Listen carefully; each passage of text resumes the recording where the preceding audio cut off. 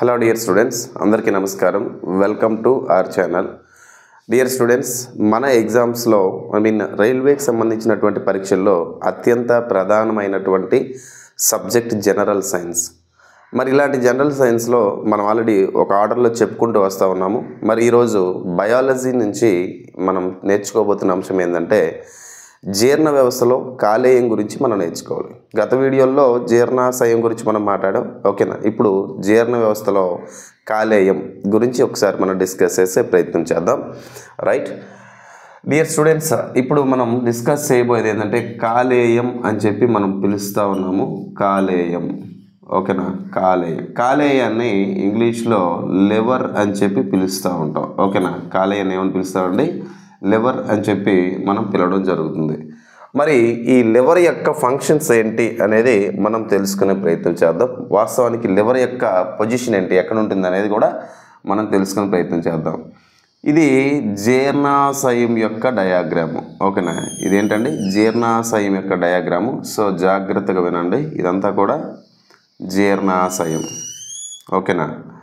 జాగ్రత్తగా వినండి, ఇదంతా కూడా ఏంటమ్మా? జీర్ణాశయం.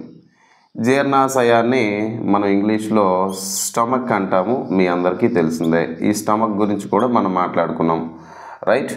మరి ఇలాంటి జీర్ణాశయం ఏదైతే ఉందో, జీర్ణాశయం అనేది ఎటువైపుగా ఉంది? ఎడం వైపుగా ఉంది, ఓకేనా. ఇలా ఉంటే మనకి ఎడం వైపుగా ఉంది. ఈ జీర్ణాశయానికి కుడివైపుగా, ఓకేనా, కుడివైపుగా మనకి పుట్టగొడుగు ఆకారంలో, ఏ ఆకారంలోనండి? పుట్టగొడుగు ఆకారంలోని మనకు కనిపిస్తూ ఉంది. దీన్నే మనము కాలేయం అని చెప్పేసి మనం పిలుస్తాం. ఏమని పిలుస్తామండి? కాలేయం అని చెప్పి మనం పిలవడం జరుగుతూ ఉంది. జాగ్రత్తగా వినండి, కాలేయం. కాలేయాన్ని ఇంగ్లీష్లో లివర్ అని చెప్పి మనం పిలుస్తాం. ఏమని పిలుస్తామండి? కాలేయాన్ని లివర్ అని చెప్పి మనం పిలవడం జరుగుతుంది. మరి ఈ కాలేయం అనేది ఏదైతే ఉందో దీని లోపల మనకి మరొక నిర్మాణం కనిపిస్తుంది అండి, ఓకేనా. ఇలా. సో దీన్ని ఏమంటారంటే గాల్ బ్లాడర్ అని చెప్పి దీన్ని పిలుస్తారు. ఏమని పిలుస్తారండి? గాల్ బ్లాడర్ అని చెప్పి మనం పిలవడం జరుగుతుంది. జాగ్రత్తగా గమనించండి, గాల్ బ్లాడర్. గాల్ బ్లాడర్ అంటే పిత్తాశయం అని చెప్పి మనం పిలుస్తాం. ఏమని పిలుస్తామండి? పిత్తాశయం అని చెప్పి మనం పిలవడం జరుగుతుంది, రైట్. ఓకే, మరి కాలేయం దీని యొక్క ఫంక్షన్స్ ఏంటి అనేది తెలుసుకుందాం, ఓకేనా. ఫస్ట్ ఆఫ్ ఆల్ మనం ఏమంటామంటే జీర్ణ వ్యవస్థ గురించి మనం మాట్లాడేటప్పుడు డైజెస్టివ్ సిస్టంలో బేసికల్గా డైజెస్టివ్ గ్లాండ్స్ అని చెప్పి అంటారు. అంటే జీర్ణ గ్రంథులు అని చెప్పి మనం పిలుస్తాం, ఓకేనా. జీర్ణ గ్రంథులు అంటారండి, జీర్ణ గ్రంథులు. ఈ జీర్ణ గ్రంథుల నుంచి ఏమొస్తాయి సార్ అంటే జీర్ణ రసాలు వస్తాయి. ఏమొస్తాయండి? జీర్ణ రసాలు అనేటివి వస్తూ ఉంటాయి. ఏమొస్తాయమ్మా? జీర్ణ రసాలు అనేటివి వస్తూ ఉంటాయి. మరి జీర్ణ రసాలు అంటే డైజెస్టివ్ జ్యూసెస్ అని చెప్పి పిలుస్తారు. ఏమని పిలుస్తారండి? Digestive juices. ఇక్కడ ఇంపార్టెంట్ ఏంటి అంటే మనకి సాధారణంగా కొన్ని గ్రంథులు ఉంటాయి, జీర్ణ గ్రంథులు అన్నాం కదా. మరి జీర్ణ గ్రంథులు అనేసరికి మనం జీర్ణంలో ఉపయోగపడేవి, ఓకేనా. సో ఇక్కడ కొన్ని గ్రంథులు మాట్లాడిన, ఫర్ ఎగ్జాంపుల్ లాలాజల గ్రంథులు గురించి మనం మాట్లాడుకున్నాం గతంలో. ఒక లాలాజల గ్రంథులు, దీని నుంచి సెలైవరీ అమైలేజ్ అనే ఎంజైమ్ వస్తుంది. ఆ ఎంజైమ్ అనేది కార్బోహైడ్రేట్లను జీర్ణం చేయడంలో ప్రధాన పాత్ర పోషిస్తుంది అని చెప్పి మనం చదువుకున్నాం కదా. మరి ఇక్కడ మనం ఏంటంటే చూడండి, ఈ కాలేయం అనేది ఏదైతే ఉందో ఇది జీర్ణాశయానికి సంబంధించిన జీర్ణ గ్రంథి అని మనం చెప్పకూడదు. ఎందుకంటే ఈ కాలేయం అనేది గుర్తుపెట్టుకోండి, కాలేయం అనేది కేవలం ఆహారాన్ని జీర్ణం చేయడమే కాకుండా కాలేయం నుంచి వచ్చినటువంటి కొన్ని బయలు జ్యూసెస్ ఉంటాయి, పైతి రసాలు ఉంటాయి, అది మాట్లాడదాం, ఓకేనా. సో జీర్ణానికే కాకుండా ఇతర పనులు కూడా చేస్తూ ఉంటుంది. అందుకే కాలేయాన్ని మనం ఏమని పిలుస్తామంటే అనుబంధ గ్రంథులు అని చెప్పి పిలుస్తాం. ఏమని పిలుస్తామండి? అనుబంధ గ్రంథులు అని చెప్పి మనం పిలవడం జరుగుతుంది. అందుకే దీన్ని అసోసియేటివ్ గ్లాండ్స్ అంటారు తప్ప డైరెక్ట్గా డైజెస్టివ్ గ్లాండ్స్ అనకూడదు. గుర్తుపెట్టుకోండి, ఎగ్జామ్లో మనకు అడగవచ్చు which of the following is a digestive gland. ఈ క్రింది వాళ్ళలో జీర్ణ గ్రంథి ఏది అని అడిగితే ఇంకా లాలాజల గ్రంథిలో పెట్టాలి. అనుబంధ జీర్ణాశయానికి, జీర్ణ వ్యవస్థకి అనుబంధ గ్రంథులు, associative glands the digest system ఏదంటే కాలేయం అని చెప్పాలి. అదేవిధంగా కాలేయంతో పాటుగా మరొకరు ఎవరంటే క్లోమం పేరు చెప్పాలి.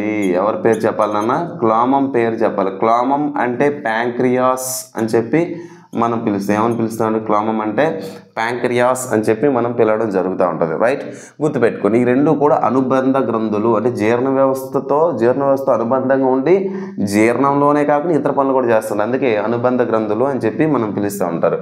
మరి ఇలాంటి కాలేయం, ఇలాంటి లివర్ గురించి మాట్లాడాం కదా, లివర్ గురించి స్టడీ చేయడాన్ని మనం ఏమని పిలుస్తామంటే హెపటాలజీ అని చెప్పి మనం పిలుస్తాం. ఏమని పిలుస్తామండి? హెపటాలజీ. అండ్ లివర్ కాలేయంలో ఉన్నటువంటి కణాలు ఏంటి సార్ అంటే హెపటోసైట్లు. ఏమని పిలుస్తామండి? హెపటోసైట్లు అని చెప్పేసి పిలుస్తూ ఉంటారు. ఏమని పిలుస్తారు? హెపటోసైట్లు అని చెప్పేసి పిలుస్తూ ఉంటారు. ఓకేనా? అదేవిధంగా ఇంపార్టెంట్ ఏంటి అంటే ఈ కాలేయం గురించి మాట్లాడినప్పుడు ఈ హెపటోసైట్లని ఏ ఆకారంలో ఉంటాయి సార్ అంటే హెక్సాగోనల్ ఆకారంలో ఉంటాయి. ఏ ఆకారంలో ఉంటాయండి? హెక్సాగోనల్ ఆకారంలో ఉంటాయి. ఏ ఆకారంలో ఉంటాయి? హెక్సాగోనల్ ఆకారంలో ఉండడం అనేది జరుగుతూ ఉంది. మరి ఇక్కడ ఉన్నటువంటి కాలేయం అనేది ఏదైతే ఉందో కాలేయం అంతా కూడా మనకి ఒక లేయర్తో కప్పబడి ఉంటుంది. కాలేయం అంతా కూడా ఒక పొర చేత కప్పబడి ఉంటుంది అనమాట. ఇదంతా కూడా థిక్గా అంటే దళసరిగా ఉన్నటువంటి ఒక లేయర్తో కవర్ చేయబడి ఉంటుంది. దాన్నే మనం ఏమంటే గ్లిసన్స్ క్యాప్స్యూల్ అని చెప్పి పిలుస్తారు. గుర్తుపెట్టుకుని ఇంపార్టెంట్ ఇది. ఓకేనా? గ్లిసన్స్ క్యాప్స్యూల్ అని చెప్పి పిలుస్తారు నాన్న. ఏమని పిలుస్తారు? గ్లిసన్స్ క్యాప్స్యూల్. ఈ గ్లిసన్స్ క్యాప్స్యూల్ అనేది థిక్గా కవర్ అయి ఉంటుంది. అదేవిధంగా కాలేయం అనేది రెండు ముక్కల్లా కనిపిస్తూ ఉంటుంది. ఇదొకటి రెండు లంబికలు అనమాట. అర్థమైందా? సో గుర్తుపెట్టుకోండి. సో కాలేయానికి క్రియాత్మకమైన మరియు నిర్మాణాత్మకమైనటువంటి ప్రమాణాలు గుర్తుపెట్టుకోండి. కాలేయానికి క్రియాత్మకమైన అంటే ఫంక్షనల్, అదేవిధంగా నిర్మాణాత్మకమైన అంటే స్ట్రక్చరల్ యూనిట్స్ ఏంటి సార్ అంటే హెపాటిక్ లోబ్యూల్స్ అంటారు. ఓకేనా? కాలేయానికి సంబంధించినటువంటి లంబికలు అని చెప్పి మనం పిలుస్తూ ఉంటాం. గుర్తుపెట్టుకుని హెపాటిక్ లోబ్యూల్స్. ఓకేనా? కాలేయ లంబికలు అని చెప్పి మనం పిలుచుకోవచ్చు. ఏమని పిలవచ్చు అండి? కాలేయ లంబికలు అని చెప్పి మనం పిలవచ్చు అనమాట. గుర్తుపెట్టుకుని ఏమని పిలవచ్చు? కాలేయ లంబికలు. ఓకేనా? మరి ఇక్కడ హెపాటిక్ లోబ్యూల్స్ అని చెప్పాం కదండి. రైట్. తర్వాత మనకి ఇక్కడ కణాలు ఏ ఆకారంలో ఉన్నాయి? హెక్సాగోనల్ షేప్లో ఉన్నాయి అని చెప్పాను. మరి ఇంకొక విషయం, కాలేయం అనేది ఏదైతే ఉందో మనకి ఇది సాధారణంగా 1.5 kg అనే ఫీమేల్స్లో ఉంటుంది. అప్డేటెడ్ డేటా ఇస్తున్నాను చూడండి. యాక్చువల్గా అందరూ 1.5 చదువుతారు. మరి కాలేయం అనేది పురుషులలో 1.5 నుంచి 1.8 kg దాకా ఉండడం జరుగుతుంది. ఇది లార్జెస్ట్ గ్లాండ్ అండి. గుర్తుపెట్టుకోండి, ఇది లార్జెస్ట్ గ్లాండ్, అతిపెద్ద గ్రంథిగా మనం పేర్కొంటాం. శరీరంలో అతిపెద్ద గ్రంథిగా పేర్కొంటాం. అదేవిధంగా దీన్ని కట్ చేసినట్టయితే మళ్ళీ 80% పునరుత్పత్తి రీజనరేట్ అనేది జరిగిపోతూ ఉంటుంది. సో హైయెస్ట్ రీజనరేషన్ కెపాసిటీ కలిగినటువంటి ఆర్గాన్ ఏది అంటే కాలేయం అంటారు. సో అధిక పునరుత్పత్తి గుర్తుపెట్టుకోండి. ఓకేనా? ఏమని పిలుస్తారమ్మా? అధిక పునరుత్పత్తి. ఒక్క నిమిషం అమ్మ మార్కర్ తీద్దాం. ఓకేనా? సో అధిక పునరుత్పత్తి కలిగింది ఏది అంటే కనుక కాలేయం అని చెప్పేసి మనం చెప్తూ ఉంటాం. ఓకేనా? గుర్తుపెట్టుకోండి. నెక్స్ట్ దీని తర్వాత మరి అధిక పునరుత్పత్తి అన్నాం కదా, హై రీజనరేషన్ కెపాసిటీ అనేది దీనికి ఉంటుంది. నెక్స్ట్ పాయింట్ మాట్లాడదాం. మరి అదేవిధంగా ఈ కాలేయం అనేది ఏం చేసిద్ది? ఓకేనా? కాలేయం అనేది ఏం చేసిద్ది అనేది మనం తెలుసుకోవాలి. ఇప్పుడు కాలేయం యొక్క ఫంక్షన్స్ మాట్లాడదాం. మన ఎగ్జామ్ పాయింట్ ఆఫ్ వ్యూలో ఎక్కడ క్వశ్చన్స్ అడుగుతాడు అనేది మనం తెలుసుకునే ప్రయత్నం చేద్దాం. కాలేయం అనేది ఏదైతే ఉందో చాలా జాగ్రత్తగా వినండి. కాలేయం అనేది కొవ్వులు నిల్వ అనేది జరుగుతుంది. కాలేయంలో ఫ్యాట్ స్టోరేజ్ అనేది జరుగుతుంది. గుర్తుపెట్టుకోండి, కాలేయంలో ఫ్యాట్స్ అనేటివి స్టోర్ అవుతాయి. ఓకేనా? అదేవిధంగా ఈ కాలేయం నుంచి ప్రత్యేకమైనటువంటి ఒక రసాయన పదార్థం వస్తుంది. దాన్ని ఏమంటారంటే పైత్య రసం అంటారు, లేదా దాన్ని బైల్ జ్యూస్ అని చెప్పేసి పిలుస్తారు. ఏమని పిలుస్తారండి? Bile juice. ఈ బైల్ జ్యూస్ అనేది ఏదైతే ఉందో కొవ్వుల జీర్ణంలోని ప్రధాన పాత్ర పోషిస్తుంది. ఓకేనా? ఫ్యాట్స్ డైజెషన్లోని మేజర్ రోల్ అనేది ప్లే చేస్తుంది. గుర్తుపెట్టుకోండి. మరి బైల్ జ్యూస్ అన్నారు కదా, పైత్యరసం అన్నారు కదా, ఈ బైల్ జ్యూస్ గురించి మాట్లాడినప్పుడు గుర్తుపెట్టుకోండి, ఈ బైల్ జ్యూస్ లేదా పైత్యరసం అనేది ఏ కలర్లో ఉంటుంది అంటే గ్రీన్ కలర్లో ఉంటుంది. మరి ఇది గ్రీన్ కలర్లో ఉండడానికి గల కారణమైనటువంటి వర్ణ పదార్థాలు రెండు ఉంటాయి. ఓకేనా? అందులో మొదటిది ఏంటంటే బైల్ వెర్డిన్. రెండు పిగ్మెంట్స్ ఉంటాయన్నమాట. అందులో మొదటిది ఏంటంటే బైల్ వెర్డిన్, రెండోది ఏంటంటే బైల్ రూబిన్ అని చెప్పి పిలుస్తారు. రెండోది ఏంటంటే బైల్ రూబిన్ అని పిలుస్తారు. మొదటిది బైల్ వెర్డిన్, రెండోది బైల్ రూబిన్ అంటారు. మొదటిది బైల్ వెర్డిన్, రెండోది బైల్ రూబిన్ అంటారు. మరి ఇవి దేంతో తయారవుతాయి సార్? కొన్ని రకాల సాల్ట్స్తో తయారవుతాయి అన్నమాట. ఓకేనా. ఏ సాల్ట్స్ అంటే సోడియం మరియు పొటాషియంలా గుర్తుపెట్టుకోండి. సోడియం మరియు పొటాషియంలా గ్లైకోకోలేట్లు మరియు టారోకోలేట్లు గుర్తుపెట్టుకోండి. సోడియం మరియు పొటాషియంల గ్లైకోకోలేట్లు, అదేవిధంగా సోడియం మరియు పొటాషియం యొక్క టారోకోలేట్ల చేత తయారవుతాయి. ఈ లవణాల చేత తయారవుతూ ఉంటాయి. మరి బైల్వెర్డిన్, బైల్రూబిన్ అనేది ఏదైతే ఉందో ఈ రెండు కూడా పైత్య రసము అని చెప్పాం. ఈ రెండు పిగ్మెంట్స్ ఎందులో ఉంటాయి సార్ అంటే పైత్య రసంలో ఉంటాయి.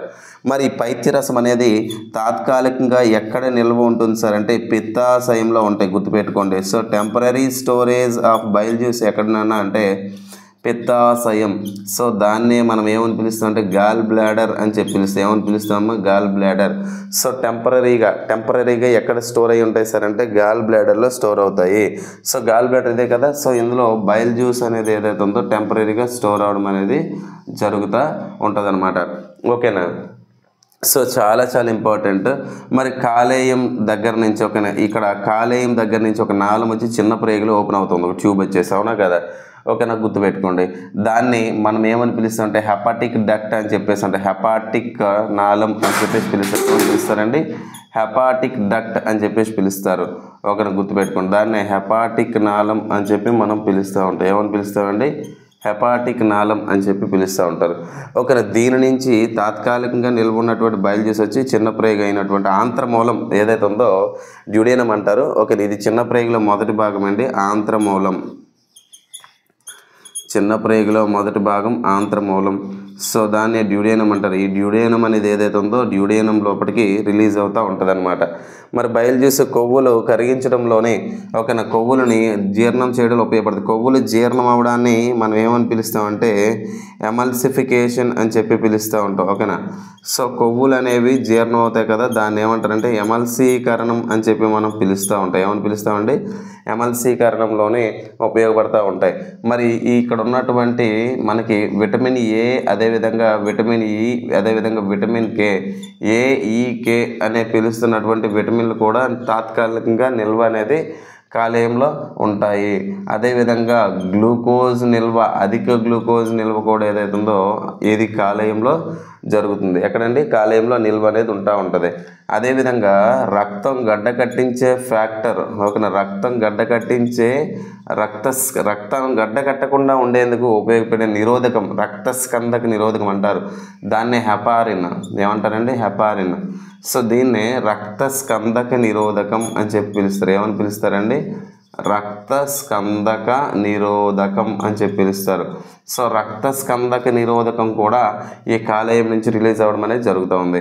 మరి కాలేయం అనేది ఏదైతే ఉందో కాలేయం అనే దగ్గర నుంచి ఆర్బీసీ అనేది మనం పిండ దశలో ఉండే కాలంలో ఆర్బీసీ అనే కణాలు ఏవైతే ఉన్నో ఉత్పత్తి అవుతాయి, రెడ్ బ్లడ్ సెల్స్. దీన్నే ఆర్బీసీ ఉత్పత్తి అవడాన్ని మనం ఏమని పిలుస్తాం అంటే ఎరిథ్రోపోయిసిస్ అని చెప్పి పిలుస్తాం అమ్మా. ఏమని పిలుస్తాము? ఎరిథ్రోపోయిసిస్ అని చెప్పేసి మనం పిలవడం జరుగుతూ ఉంది. ఓకేనా. మరి ఇక్కడ మనకి చూడండి, శరీరంలో అధికంగా ఉన్నటువంటి గ్లూకోజ్ ఏదైతే ఉందో జాగ్రత్తగా వినండి. శరీరంలో అధికంగా ఉన్నటువంటి గ్లూకోజ్ ఏదైతే ఉందో ఈ గ్లూకోజ్ని మన శరీరంలో ఇన్సులిన్ అని పిలుస్తున్నటువంటి బీటా కణాల చేత ఏర్పడినటువంటి ఇన్సులిన్ ఏది మనకి ఇక్కడ క్లామం అనే ఒక పార్ట్ ఉంటుందండి. క్లామం, దాన్నే ప్యాంక్రియాస్ అంటారు. ఏమంటారండి? ప్యాంక్రియాస్. ఓకేనా. ఇలా ప్యాంక్రియాస్ అని చెప్పే పార్ట్ ఉంటుంది. దీని నుంచి వచ్చే హార్మోన్ ఏంటి అంటే ఇన్సులిన్ మరియు గ్లూకాగాన్. ఓకేనా. సో దీని గురించి మాట్లాడదాం. ఇక్కడ నుంచి వచ్చినటువంటి ఇన్సులిన్ ఏదైతే ఉందో ఆ ఇన్సులిన్ ఏం చేస్తుందంటే రక్తంలో ఎక్కడైనా అధికంగా గ్లూకోజ్ ఉంటే ఆ గ్లూకోజ్ని తీసుకెళ్ళి ఎక్కడికి ఇస్తుందంట? కాలేయానికి ఇస్తుందంట. ఎక్కడికి ఇస్తుందంటే కాలేయానికి ఇస్తుంది. కాలేయం ఏం చేస్తుందంటే కాలేయం అనేది ది గ్లూకోజ్ని ఎలా మారుస్తుంది సార్ అంటే గ్లైకోజన్ రూపంలో మారుస్తుంది. గ్లూకోజ్ రూపంలో ఉంటే ఖర్చు అయిపోతుంది కాబట్టి దానికి ఇంకో ఫామ్ గ్లైకోజన్ రూపంలో నిల్వ ఉంటుంది. ఇలా గ్లైకోజన్ రూపంలో ఉంచుతూ ఉంటుంది అనమాట. మరి గ్లైకోజన్ ఏదైతే ఉందో మన శరీరానికి ఎప్పుడైతే శక్తి అవసరమో ఆ గ్లైకోజన్ అనేది మళ్ళీ ఎలా మారుతుందండి? గ్లూకోజ్గా మారుతూ ఉంటుంది అనమాట. సో ఇలా మారడాన్ని గ్లైకోజెనిసిస్ అని చెప్పేసి మనం పిలుస్తూ ఉంటాం. మరియు ఇంకొకటి ఏంటంటే గ్లూకోజెనిసిస్. ఓకేనా. రైట్. సో ఈ గ్లూకోజ్ అనేది గ్లైకోజన్ రూపంలో కాలేయంలో నిల్వ ఉంటుంది. ఇంపార్టెంట్. మానవ శరీరంలో గ్లూకోజ్ ఎట్లా నిల్వ ఉంటుంది సార్ అంటే కనుక దానికి ఆన్సర్ ఏం చెప్తామండి, గ్లైకోజన్ రూపంలో. అదేవిధంగా మొక్కల్లో ఎట్లా నిల్వ ఉంటుంది సార్ అంటే స్టార్చ్. 10th క్లాస్ ఎన్సీఆర్టీ పుస్తకంలో క్లియర్గా మెన్షన్ చేయడం జరిగింది. ఓకేనా, స్టార్చ్ అని చెప్పి చెప్తా ఉంటాం. ఓకేనా. అదేవిధంగా ఈ కాలేయం ఏం చేస్తారు, డీఅమైనేషన్ అనేది చేస్తూ ఉంటుంది అనమాట. డీఅమైనేషన్ ఈ టర్మ్స్ అనేవి ఇంగ్లీష్లోనే నేర్చుకోవాలి, ఎందుకంటే తెలుగులో కూడా మన ఎగ్జామ్స్లో ఈ గూగుల్ ట్రాన్స్లేషనే చేస్తూ ఉన్నాడు. ఓకేనా. సో డీఅమైనేషన్ అంటే ఏంటి అంటే సాధారణంగా, ఓకేనా, సాధారణంగా ఈ కాలేయం ఏం చేస్తుందంటే అమైనో యాసిడ్స్ ఏవైతే ఉన్నాయో గుర్తుపెట్టుకోండి, అమైనో యాసిడ్స్ ఏవైతే ఉన్నాయో ఎమినో యాసిడ్స్లో మనకి NH2 గ్రూప్ని తొలగిస్తుంది అన్నమాట, గుర్తుపెట్టుకోండి. ఓకేనా. అమైనో యాసిడ్స్ అంటే ఏవైతే ఉన్నాయో ఈ అమైనో యాసిడ్స్లో ఉన్నటువంటి NH2 గ్రూప్ని తొలగించి ఈ అమైనో ఆమ్లాలని ఎలా మారుస్తుంది అంటే అమ్మోనియాగా మారుస్తుంది కాలేయం. ఓకేనా. అమ్మోనియాగా మారింది ఏదైతే ఉందో తర్వాత ఈ అమ్మోనియాని కాలేయం అనేది ఎట్లా కన్వర్ట్ చేస్తుందంటే యూరియాగా కన్వర్ట్ చేస్తుంది. ఎట్లా కన్వర్ట్ చేస్తుంది, యూరియాగా కన్వర్ట్ చేస్తుంది. మళ్ళీ చెప్తా చూడండి, అమైనో ఇక్కడ డీఅమైనేషన్ అంటే ఏంటంటే అమైనో ఆమ్లాలలో ఉన్నటువంటి NH2 గ్రూప్ని తొలగిస్తే అది అమ్మోనియాగా మారుతుంది.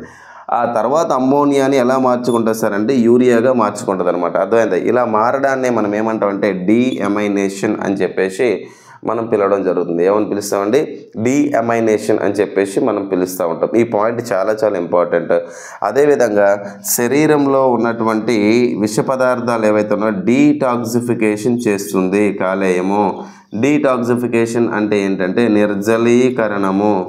ఓకేనా. అంటే ఎప్పుడైనా విష పదార్థాలు తీసుకుంటే ఆ విష పదార్థాలలో ఉన్నటువంటి ఆ టాక్సిసిటీని తొలగిస్తూ ఉంటుంది అనమాట. మరి డీటాక్సిఫికేషన్ అన్నాం కదా, మరి ఈ డీటాక్సిఫికేషన్లో ప్రధాన పాత్ర పోషించేవి కణనాంగాలు లేదా సెల్ ఆర్గనెల్స్ ఏవంటే SER, smooth endoplasmic reticulum. So దాన్నే మనం ఏమంటాం అంటే నునుపు అంతర్జీవ ద్రవ్యజాలం అని చెప్పి పిలుస్తే ఏమని పిలుస్తామంటే నునుపు అంతర్జీవ, గుర్తుపెట్టుకోండి, నునుపు అంతర్జీవ ద్రవ్యజాలం. ఓకేనా. సో నునుపు అంతర్జీవ ద్రవ్యజాలం కణం గురించి చెప్పుకునేటప్పుడు మనం మాట్లాడుకుంటాం. ఓకేనా. నునుపు అంతర్జీవ ద్రవ్యజాలం లేదా స్మూత్ ఎండోప్లాస్మిక్ రెటిక్యులం అని చెప్పి పిలుస్తారు. ఏమని పిలుస్తారండి, స్మూత్ ఎండోప్లాస్మిక్ రెటిక్యులం. గుర్తుపెట్టుకోండి, స్మూత్ ఎండోప్లాస్మిక్ రెటిక్యులం అని పిలుస్తున్నటువంటి కణనాంగం అంటే కణం లోపల ఉన్నటువంటి భాగం. ఓకేనా. ఇది సాధారణ విష పదార్థాలు తొలగించడంలో ప్రధాన పాత్ర పోషిస్తూ ఉంటుంది. అదేవిధంగా గ్లూకోజ్ నిల్వ ఉంటుంది, కొవ్వులు నిల్వ ఉంటుంది. కొవ్వులు కూడా జీర్ణంలోనే ఈ పైత్యరసం అనే ప్రధాన పాత్ర పోషిస్తూ ఉంటుంది అనమాట.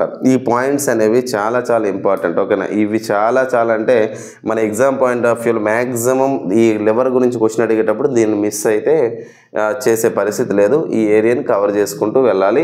అండ్ ఇందులో ఉన్నటువంటి డేటా మిస్ అవ్వడం అనేది జరగదు ఖచ్చితంగా. ఓకేనా. రైట్. మరిన్ని వీడియోస్ కోసం మన ఛానల్ని సబ్స్క్రైబ్ చేయండి. రైట్. అదేవిధంగా లైక్ చేయండి, ఎక్కువ మందికి షేర్ చేయండి. బయాలజీ వీడియో క్లాసెస్ కావాలంటే మన యాప్ను డౌన్లోడ్ చేసుకోండి. Right. Thanks for watching this video. Thank you very much. Thank you all.